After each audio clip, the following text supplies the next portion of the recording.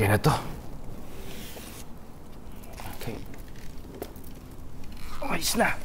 Yay! May bago na tayong project! Group hug!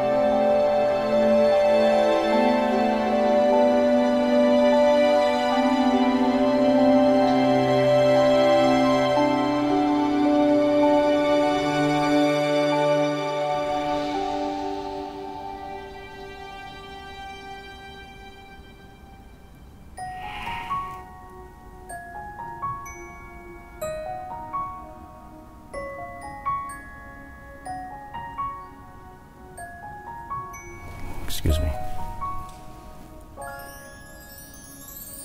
Dati di iniisip ang pag-iisa, di naghahanap ng dahilan, unang saya.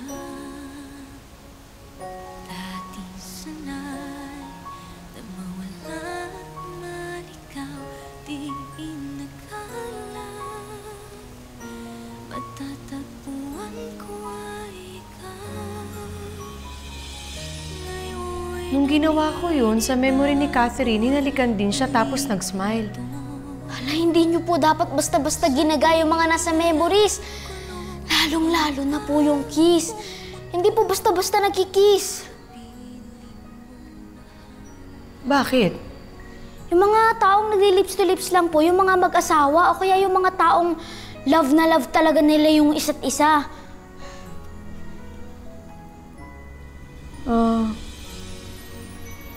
Love? Pagmamahal? Tama.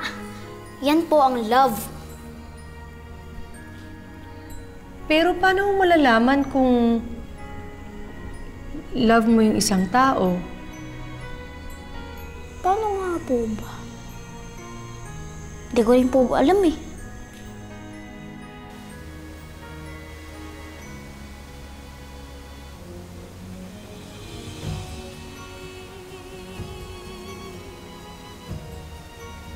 Naman kita iiwanan, mahal na mahal kita. Alam mo yan. Alam mo, sabihin ako sa'yo. Siguro itong kasal natin ito yung pinaka-memorable at pinaka-masaya ko ng kasal. Alam mo kung bakit? Matataon to sa birthday ko.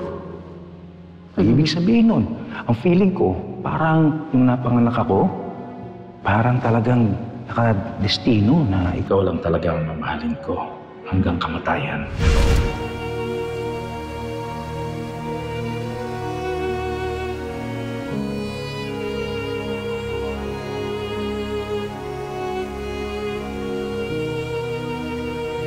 Doon ko naramdaman na sana ganun ng babaeng makakasama ko sa buhay. Yung babaeng ipaglalaban ka ng patayan. Mamahalin ka na sobra-sobra.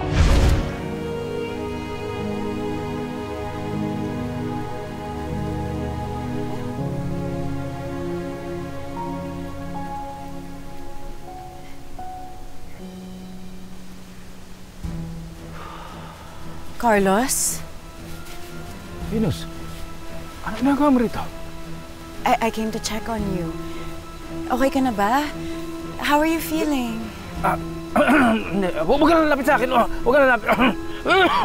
Ilang araw na akong inuubo, may sakit ako. Pero dapat, hindi ko hinalikan si Carlos ng ganun.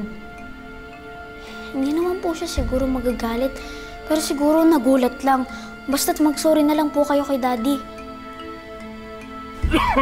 Masama ang pakiramdam ko. Don't worry about me. I already had my drip full of vitamins. Ikaw, ba't nandito ka sa labas? Sa studio ka ba nagpapahinga? Oo, nagpapahinga ako sa studio. You really shouldn't be Wag mo, outside. wag mo, Halika na. Let's go inside. Sasamahan na kita. Venus, huwag ka mapasok. No, Venus! I'm not going to work Venus. today. I'm taking a day off. Alagaan na lang kita. Huwag kang papasok dyan. Venus, dito tayo Don't be mag-usap. hard-headed, Carlos. Just listen to me. Nabasa ko sa book ni Catherine, kapag may mali ka, kailangan mag-sorry ka. Kailangan kong mag-sorry kay Carlos. Puro virus dyan sa loob, magkakasakit ka. Carlos! Venus! Venus! Halika, dito tayo mag-usap. Okay, mas sariwa ang hangin dito, ha?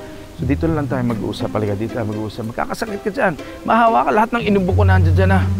Maubos ka doon. Talaga mainit yung pa isa. Kaya yun ang dahilan siguro bakit ako nagkasakit. Basta, kailangan mo magpahinga, okay? I'll make you some tea. Salamat, Nagpa-massage ka ba? Bakit ang tense mo? Mas okay dito. Kailangan Ako laban. bahala Kailangan sa'yo. laban I'll lahat take ng care of you. bedsheet at saka lahat. Bawal po kayo lumabas, di ba? Baka may makakita sa inyo.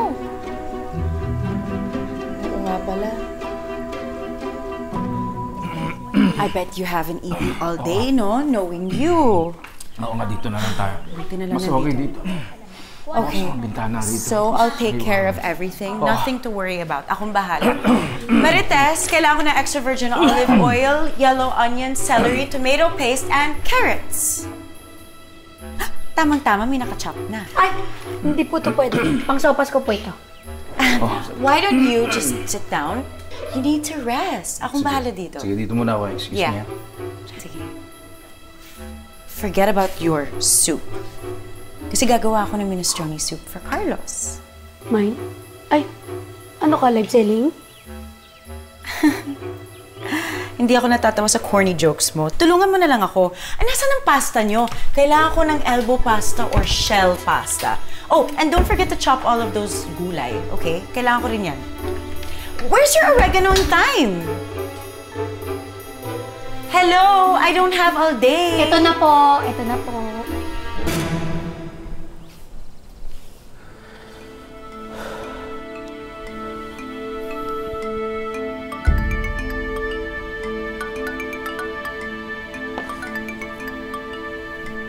Daddy, Doy, makinig ka. Nandito ang Tito Venus mo. Siguraduhin mo, huwag kayong lalabas. Okay, I'll take care of that later. Tutulungan kita. Pero remember, stay put. Okay, Doy? copy Daddy.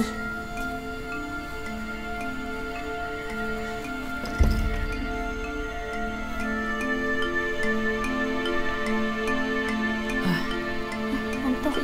Ilang po. Ano to? Tita Grace, okay lang po ba kayo? Bawasan po natin yung sakit na yan. Alam ko gagawin mo.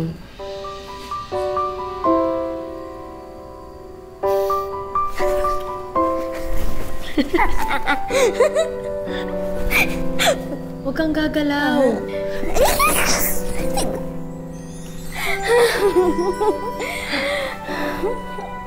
Ang siya-siya ko na po. Magkasama na po tayo ulit. Ako din, Doy. Ang gaan ng pakiramdam ko. Parang ito yung sinasabi mo sa akin na masaya. Alam niyo na rin po yung feeling ng masaya.